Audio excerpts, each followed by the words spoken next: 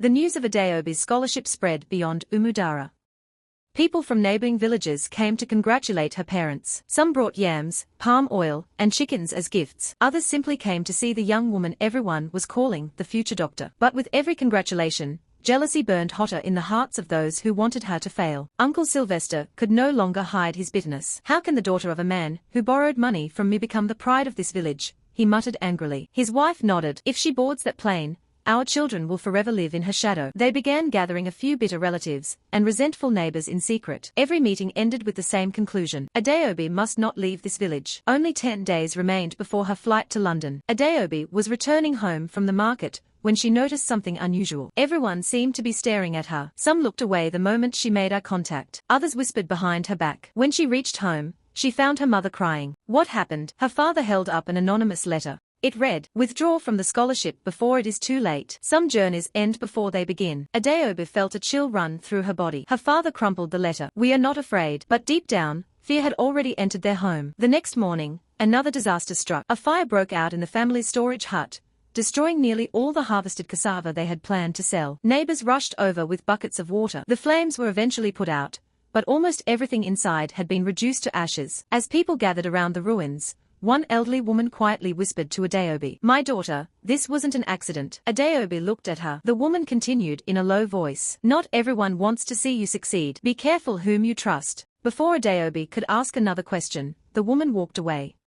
Despite everything, the scholarship organizers remained supportive. A representative from Lagos called to confirm her travel documents. "Miss Okafor, your visa has been approved. Your flight is in 1 week." For the first time in days, Adaobi smiled. She thanked God. She believed the worst was over. She was wrong. 3 nights before her departure, heavy rain poured across Umudara. Thunder shook the village. Most families stayed indoors. Around midnight, Adaobi was awakened by the sound of footsteps outside. She quietly looked through the small window. Several shadowy figures were moving around their compound. One carried a container. Another held a shovel. Before she could wake her parents, the family dog began barking loudly. The strangers panicked. "Someone's awake." They fled into the darkness before anyone could recognize them. When morning came, Adaobi's father searched the compound. Near the back fence, he discovered freshly dug earth. Buried beneath it was a small clay pot wrapped in black cloth. He didn't touch it. Instead, he called the village head. The elders arrived and examined the strange object. No one claimed responsibility. No one admitted seeing anything. But everyone understood one thing. Someone had entered their compound in the middle of the night with evil intentions. The village became tense. Even those who had secretly envied Adaobi began to fear how far jealousy had gone. That afternoon, the Scholarship Foundation made an unexpected phone call. "Due to airline scheduling changes, your flight has been moved." Adaobi's heart skipped. "Moved?"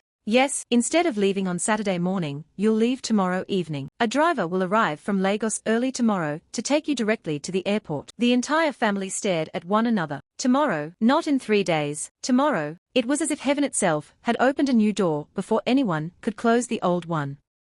Meanwhile, hidden inside Uncle Sylvester's house, several people gathered for what they believed would be their final meeting. "Tomorrow night," one of them said confidently, "she will never leave this village." None of them knew the journey they were trying to stop had already changed, and by the time they came looking for Adaobi, she would be gone, far beyond their reach, leaving behind only dust from the road and the beginning of a story that would one day inspire millions.